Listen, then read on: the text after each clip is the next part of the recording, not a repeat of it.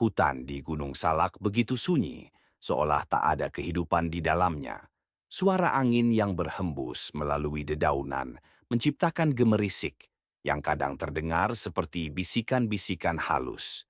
Pepohonan tinggi menjulang, membentuk kanopi alami yang menghalangi sinar matahari. Di bawahnya, tanah lembab dipenuhi lumut dan akar-akar yang menjalar seperti tangan-tangan tak terlihat.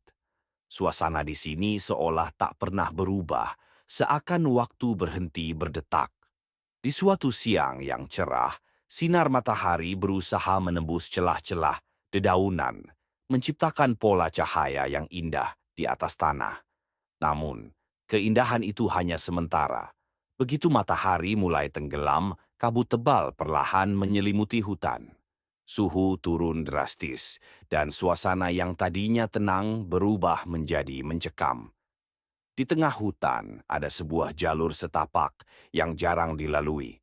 Jalur ini tidak tercatat di peta manapun, dan hanya segelintir orang yang tahu keberadaannya. Jalur ini menuju ke sebuah tempat yang disebut Lembah Bisu. Konon, di lembah ini suara apapun akan hilang ditelan keheningan.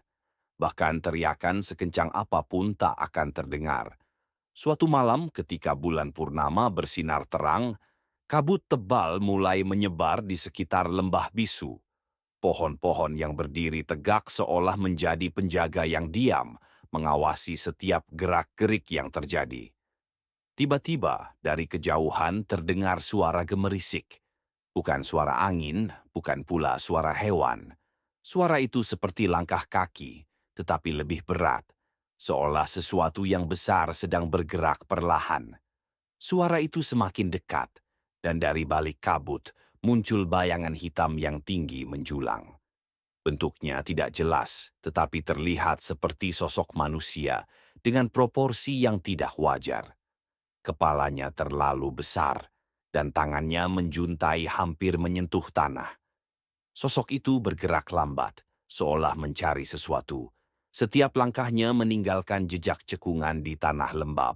Sosok itu berhenti di tengah lembah. Tiba-tiba, suara gemerisik kembali terdengar, tetapi kali ini berasal dari arah yang berbeda. Dari balik pepohonan muncul bayangan-bayangan kecil. Mereka bergerak cepat, melompat dari satu pohon ke pohon lain.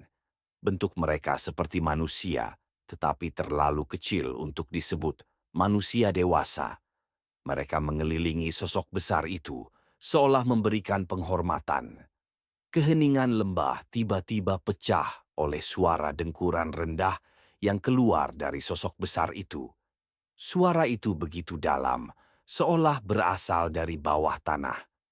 Bayangan-bayangan kecil mulai bergerak lebih cepat, menari-nari di sekitar sosok besar. Tiba-tiba, sosok besar itu mengangkat tangannya, dan bayangan-bayangan kecil langsung berhenti bergerak. Semuanya kembali sunyi. Lalu, dari arah yang sama dengan sosok besar itu, muncul cahaya redup berwarna hijau. Cahaya itu berasal dari dalam tanah, seolah ada sesuatu yang terkubur di sana. Sosok besar itu menunduk, dan dengan tangannya yang besar, ia mulai menggali tanah. Suara cakarannya menggali tanah begitu nyata, seolah merobek keheningan malam. Setelah beberapa saat, sosok itu berhenti menggali.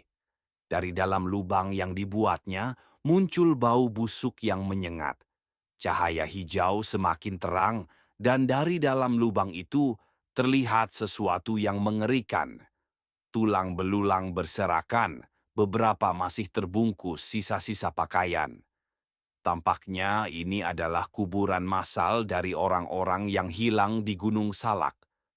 Sosok besar itu mengambil salah satu tulang, memegangnya dengan hati-hati. Tiba-tiba, bayangan-bayangan kecil mulai mendekat, mengelilingi tulang itu. Mereka seolah ingin meminta sesuatu. Sosok besar itu mengangguk perlahan, lalu melemparkan tulang itu ke arah bayangan-bayangan kecil. Mereka berebutan, dan dalam sekejap, tulang itu hancur menjadi debu. Setelah itu, sosok besar itu kembali menggali, mengeluarkan lebih banyak tulang. Setiap kali ia melemparkan tulang ke bayangan-bayangan kecil, mereka akan berebut dan menghancurkannya. Proses ini berlangsung lama, hingga tak ada lagi tulang yang tersisa di dalam lubang. Ketika semua tulang sudah habis, sosok besar itu berdiri tegak. Cahaya hijau dari dalam lubang perlahan memudar, dan kabut tebal kembali menyelimuti lembah. Bayangan-bayangan kecil mulai menghilang satu persatu, kembali ke balik pepohonan. Sosok besar itu pun berbalik, dan dengan langkah berat ia menghilang ke dalam kabut. Lembah bisu kembali sunyi. Tak ada suara, tak ada gerakan. Hanya kabut tebal yang terus menyelimuti, seolah tak ada yang pernah terjadi.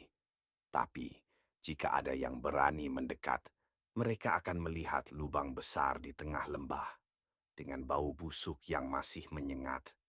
Dan jika mereka cukup beruntung, atau mungkin sial, mereka akan melihat jejak-jejak kaki besar yang mengarah ke dalam hutan. Gunung Salak tetap menjadi misteri.